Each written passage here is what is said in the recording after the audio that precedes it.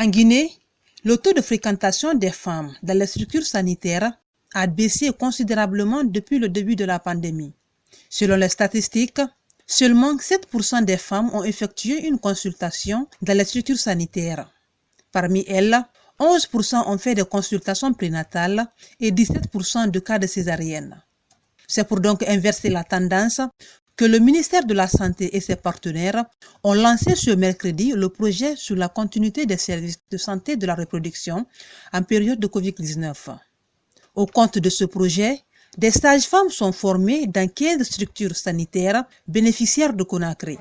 Dans le contexte de Covid-19, il y a certains qui pensent qu'en venant dans les services, c'est là-bas où on va attraper la maladie.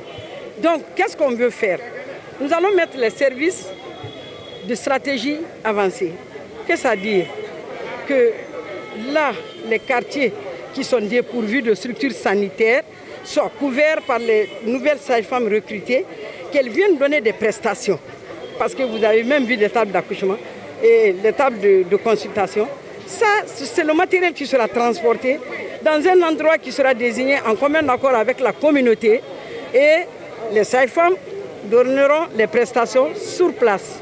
Ce projet est financé par la firme pharmaceutique Takeda en partenariat avec l'UNFPA à plus d'$1 million.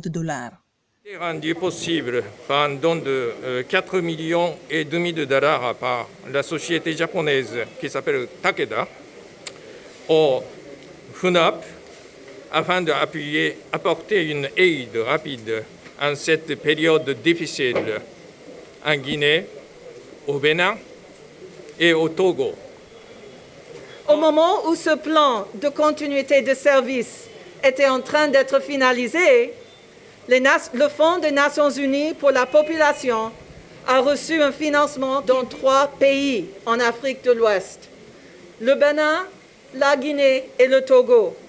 C'est une démarche collective axée sur les expériences et défis de chaque pays pour soutenir les plans nationaux de continuité de services de santé pour une valeur de $1,5 million par pays. Selon les études, les cas de violence basés sur le genre, notamment les agressions sexuelles, les mutilations génitales féminines et des violences conjugales, ont également pris de l'ampleur depuis l'apparition de la pandémie de Covid-19 dans le pays.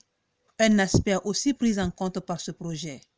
Une situation qui réjouit la ministre de l'Autonomisation et des droits des femmes.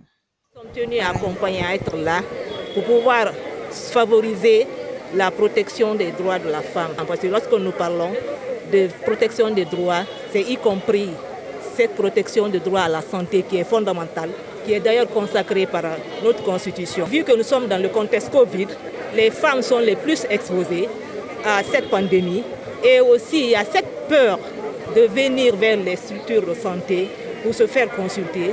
Ce projet vient à point nommé. Je me dis que c'est un ouf de soulagement pour les femmes. Et je m'en vais d'ailleurs interpeller le ministère de la Santé et ses partenaires techniques et financiers pour pouvoir dupliquer ce projet sur toute l'étendue du territoire national dans l'intérêt suprême des femmes de Guinée. Par ailleurs, ce projet a doté les 15 structures sanitaires bénéficiaires des kits de prise en charge et de protection individuelle au Covid-19.